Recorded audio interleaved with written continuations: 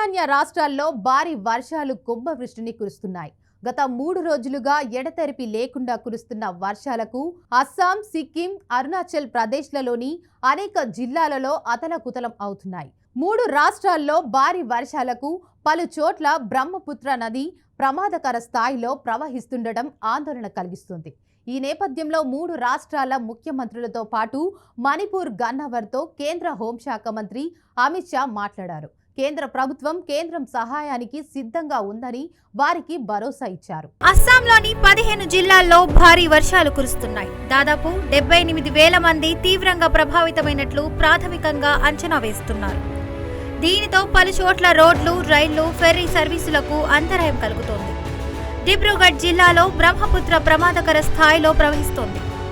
గుహవాటిలో ఆదివారం కూడా ఎడతెరిపిలేని వర్షం కురిసింది. వర్షాల కారణంగా రాష్ట్రంలో ఇప్పటి వరకు 8 మంది చనిపోయినట్లు అధికారులు వెల్లడించారు.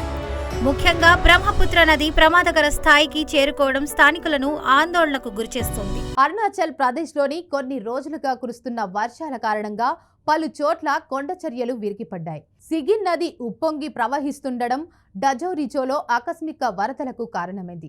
మణిపూర్లోని నదులు ఉప్పొంగి ప్రవహిస్తున్నాయి. గత 2 రోజుల్లోనే దాదాపు 900 ఇళ్లు దెబ్బతిన్నట్లు అంచనా. కురియా, చెకోన్ సహా తూర్పు ఇంఫాల్లో అనేక ప్రాంతాలు ముంపునకు గురైనట్లు అధికారులు వెల్లడించారు. ఇక సిక్కింలోనూ 2-3 రోజులుగా భారీ వర్షాలు కురుస్తున్నాయి. మంగన్ జిల్లాలోని లాచుంగ్ లోయ ప్రాంతాల్లో దాదాపు 1200కు పైగా పర్యాటకులు చిక్కుకుపోయినట్లు అంచనా వేశారు. వర్షం తగ్గకపోవడం, తీస్తా నదిలో నీటి మట్టం పెరగడంలో రెస్క్యూ ఆపరేషన్కు ఆటంకం కలుగుతున్నట్లు సమాచారం. మరోవైపు మున్షితాంగ్ సమీపంలో మే 29న తీస్తా నదిలోకి ఓ వాహనం దూసుకెళ్లగా ఆ ఘటనలో 8 మంది పర్యాటకుల ఆచూకీ ఇంకా తెలియలేదు. దజోంగు నియోజకవర్గంలో కీలక మార్గంగా ఉన్న ఫెడాంగ్ బైలీ వంతెన అడుగు భాగం భారీ వరదలకు తీవ్రంగా దెబ్బతిన్నట్లు అధికారులు గుర్తించారు. అదే ప్రాంతం ఎగువ భాగంలో కొండచర్యలు విరిగిపడటంతో రాకపోకలకు అంతరాయం ఏర్పడింది. ఇక మరి కొన్ని రోజులుగా కూడా ఇలాగే వర్షపాతం నమోదైందని వాతావరణ శాఖ అధికారులు అంచనా వేస్తున్నారు.